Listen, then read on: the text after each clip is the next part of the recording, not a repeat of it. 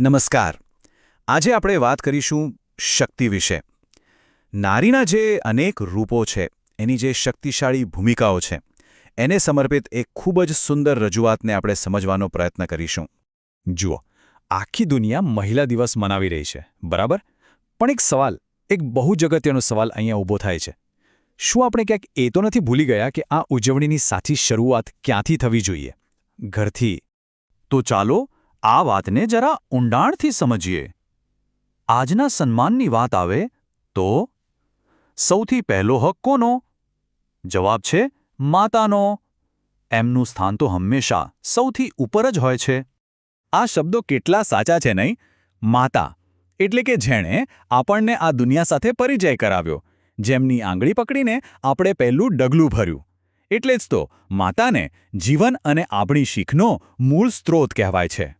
ત્યાગ અને સમર્પણનું એક જીવંત પ્રતીક. અને વિચારો તો ખરા, આપણા જીવનને એક આકાર આપવા માટે, એક સારો રસ્તો બતાવવા માટે એમણે પોતાના કેટલાય સપનાઓને ખુશી-ખુશી બાજુ પર મૂકી દીધા હશે. એટલે જ આ મહિલા દિવસ એમના પ્રત્યે આભાર વ્યક્ત કરવાનો એક મોટો અવસર છે. એમના વગર તો આ દુનિયાની કલ્પના કરવી પણ અશક્ય છે. તો માતા તો પાયો છે, પણ હવે એ જોવાનું બહુ જ રસપ્રદ રહેશે કે આ મજબૂત પાયા પર પરિવારના જે બીજા સપોર્ટ સિસ્ટમ છે, જે બીજા સ્તંભ છે, એ કેવી રીતે જોડાય છે. પહેલો સ્તંભ એટલે બહેન. ઘણીવાર એ બીજી માતા જેવી જ હોય છે, ખરું ને?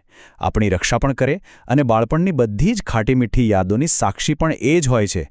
એટલે એની ભૂમિકા બેવડી છે. એક તરફ એ આપણી સંભાળ રાખે છે, તો બીજી તરફ એક પાક્કી દોસ્ત પણ છે. પછી આવે છે પત્ની. જીવનની સફરમાં સાથે ચાલનારી સાથી. કહેવાય છે ને કે ઈંટોના મકાનને ઘર તો એ જ બનાવે છે. એનો પ્રેમ, એનું સમર્પણ, એ જ તો પરિવારની સફળતા પાછળની સાચી તાકાત છે, ભલે એ દેખાતી ન હોય. એક સાયલેન્ટ સપોર્ટ. અને પછી વાત આવે છે પુત્રવધૂની. ઘરની શોભા, જે માત્ર એક ઘરમાં નથી આવતી, પણ બે પરિવારોને જોડે છે. એક નવા પરિવારની આખી જવાબદારી એના પર આવે છે. અને અહીંયા એક બહુ જ મહત્વની વાત કહેવામાં આવી છે કે એનું સાચું સન્માન એને પુત્રવધુ નહીં, પણ દીકરી માનવામાં જ છે. તો આ તો થઈ ઘરની વાત. પણ હવે આપણે ઘરની ચાર દિવાલોની બહાર નીકળીએ અને જોઈએ કે આ નારી શક્તિ દુનિયામાં ક્યાં સુધી પહોંચી છે. જબરદસ્ત. રણભૂમિથી લઈને છેક અંતરિક્ષ સુધી, ગામડાના ખેતરથી લઈને શહેરની મોટી મોટી ઓફિસો સુધી, આજે એવું કયું ક્ષેત્ર છે જ્યાં સ્ત્રીઓ પહોંચી નથી? એ માત્ર ત્યાં હાજર જ નથી, પણ નેતૃત્વ કરી રહી છે, લીડ કરી રહી છે. એટલે મુદ્દો એ છે કે આ વંદન કોઈ એક ભૂમિકા માટે નથી. આ તો દરેક સ્ત્રીને સમર્પિત છે. એ સ્ત્રી જે સંઘર્ષ કરી રહી છે, એ સ્ત્રી જે પ્રેમ વહેંચી રહી છે, અને એ સ્ત્રી જે આખા સમાજને ઘડી રહી છે, એનું નિર્માણ કરી રહી છે. દરેકનું યોગદાન અમૂલ્ય છે.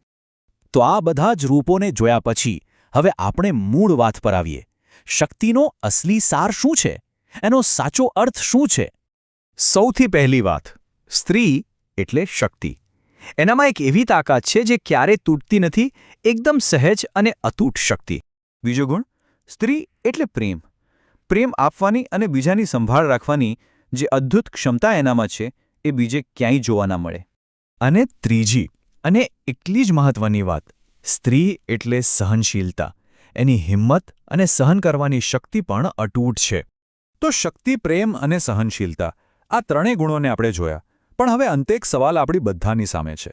આ બધું સન્માન, આ બધી વાતો, શું એ ફક્ત એક દિવસ પૂરતી સીમિત હોવી જોઈએ? કે પછી વર્ષના દરેક દિવસે, દરેક ક્ષણે આ સન્માન જળવાવું જોઈએ? વિચારવા જેવો પ્રશ્ન છે.